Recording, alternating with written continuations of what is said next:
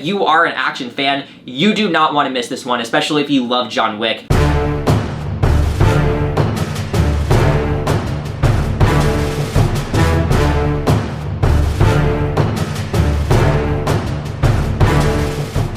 After his daughter is kidnapped by a criminal network and he receives zero help from the corrupt police, a man sets out on a rampage to find her himself. Now what's up everybody, welcome to the channel, I am Nick, and today we're going to be reviewing a movie that comes out tomorrow called The Furious, and I was able to see this movie 2 weeks ago. It was at my local theater. They do this like mystery movie every Monday where it's unreleased, you don't know what it is, and the movie they played was The Furious, and I am so glad I was able to, because walking out of that theater, I had like the biggest adrenaline rush ever, like from seeing it, because of just how entertaining and exciting this thing is, and it's still kind of lingering 2 weeks later. I have not stopped thinking about this movie and just how awesome it was, and awesome experiencing this the way I did. Just one of the best theater experiences I've had this year is watching The Furious, and yeah, what I basically said of how entertaining it is, this is one of the best action displays I have seen in a very, very long time. The main thing that I really hope breaks out with this movie is just how amazing the action is in this one. It is joyously over the top. Like, it is so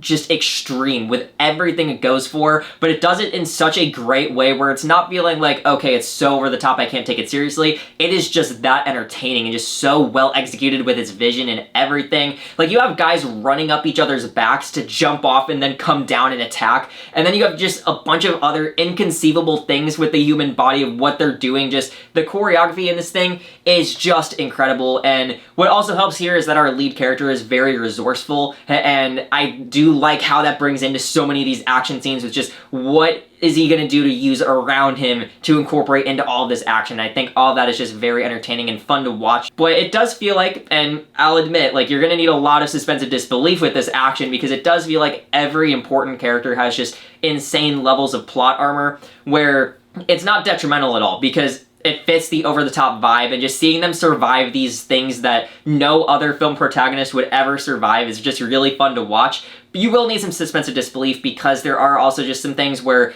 the way some characters die are less brutal hits than what other characters take. So there is like a little bit of a mismatch of what actually finishes the job here, but I mean, at a certain point, it's just like, this movie is so awesome that it becomes forgivable in this world. And I don't want to keep playing comparison games here, but this really is the most fun I've had with an action film since John Wick Chapter 4.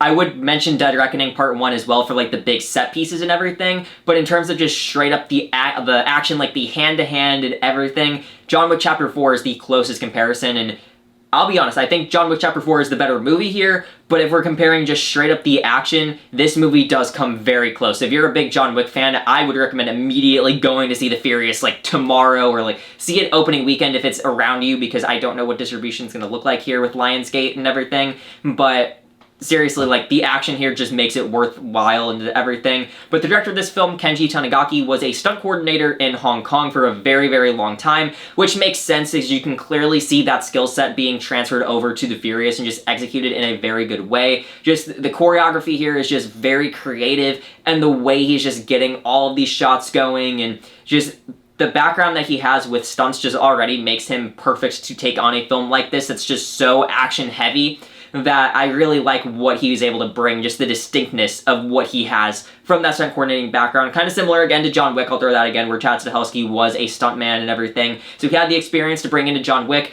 The exact same situation here. Tanigaki, stunt coordinator and everything, brings that to the directing table and does an incredible job. But it's not just the action that I think he does a great job with directing. The visuals for this thing are incredible as well. Like, especially in that opening scene, there are some really nice shots in here. And throughout the entire thing, I'll say that the color just splashes everywhere, where just visually, it's great to look at, and just the shots that they get with all of this insane action, it's just done really well to me. And from a visual and entertainment standpoint, this movie basically gets 10s across the board in that aspect. Now, what I will say is that even though I don't think it's as big of a detriment to me, I do think there are some issues around with the story, where I do think one of them is that it's just very, very straightforward, and I don't think that's inherently an issue, because the term simple but effective does apply here, but it does get a little too straightforward at times, but it does throw some very nice twists at the end. That, like, there is one twist around, like, the 2/3 mark of this thing,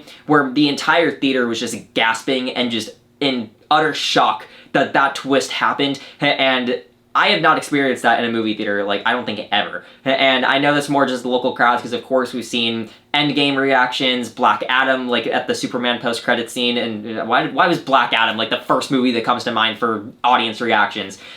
Oh, I know why, the Soups clip. But just pure gasping at just a story decision I have not seen in a non-IP film, and that happened with this movie. So either it was just a unprecedented crowd that I was with, or that twist was just that well executed, and I think it really was. But I do think the end of the movie does get a little underwhelming just in the last 5 minutes after this absolute thrill ride of the finale. Like, the finale for this movie just goes so insane and just so long, but I don't really have a problem with it being long because it was just so cool. The actual resolution of the story I do think is a little underwhelming, but it's not too big of an issue because, again, the adrenaline just gets so high that it's gonna feel like that, even though it ends in a safe way, but in the way that you want it to end. Like, there's no other way that this story could actually end.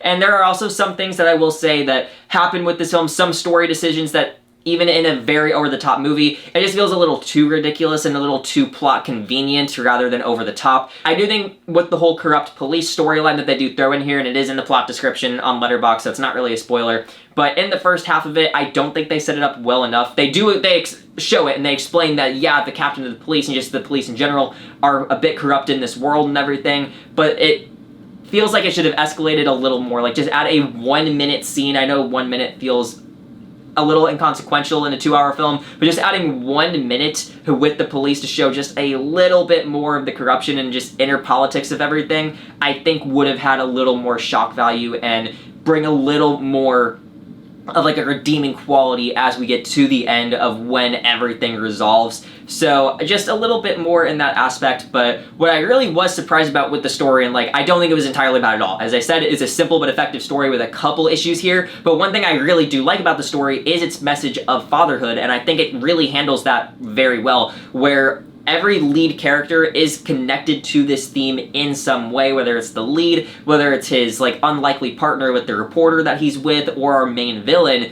All three of them do like come together with this central theme. Obviously they're opposing each other, but that central theme is still like a common thing between all of them, and it just does an insane job at like connecting all these characters in that theme. And I think that's something that I was kind of surprised about exiting the movie, at how well I think it did have that message resonate with the audience. So I do think, even though I do have some issues with how ridiculous some plot points get, I think as a whole, the story does a serviceable job here on top of just insane action. And one complaint that I don't have, but I can see other people having, is the movie is so action heavy that the pacing might feel like we're watching an action spectacle with a side of story, and to that I kind of just say my steak is too juicy, my lobster's too buttery, because I think the story is serviceable and the action is just so cool that why would you want less of it? I understand from a narrative standpoint that can be an issue for someone, but I didn't really have that big of an issue because of just how much I love the action, and it does a good job at moving the story too. It doesn't just feel like we're starting an action scene, ending an action scene, and then moving on. It feels like everything flows perfectly here,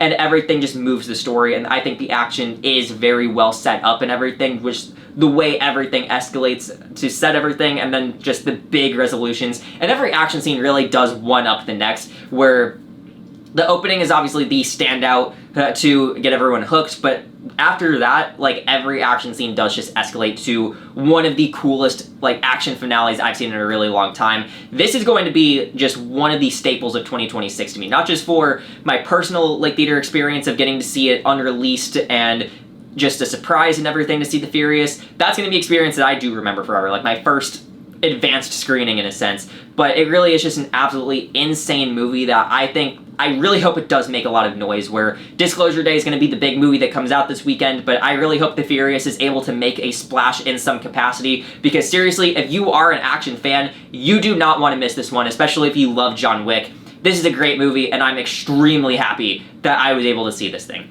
Now, before I get into my final thoughts, make sure to like, comment, and subscribe. If you do subscribe, then you help a small channel out here, and if you like the video, a clapperboard is going to appear. But with that said, let's get into final thoughts. The Furious is a movie that I am overjoyed that I was able to catch early. The impact from leaving the theater is still with me 2 weeks later, and seriously, is one of the best action displays of the decade with its extreme, over-the-top vibe that works completely in its favor. The story does have a couple things working against it, but this is truly one of the most entertaining and well-put-together action films in a long time, rendering this film as an unforgettable watch. Now, my final score for this movie is going to be a 4.5 out of 5, and it is going to be the first movie on this channel to receive the badge called On the Radar. Now, I'm going to start doing badges with the ratings and everything. My banding percentage is just going to do star and then a badge if necessary. The On the Radar badge is going to be meant for hidden gem films that I want on people's radar, and The Furious is going to be the first movie, and I think it's completely deserved and the best movie to be the first one to receive the On the Radar badge. So 4.5 out of 5. And On the Radar. Thank you all so much for watching this video. I hope you enjoyed this thing. Make sure to tune in for more movie reviews and go see The Furious if you are interested in seeing it. And even if you're not interested, go see it. This movie was incredible. Just amazing movie to watch.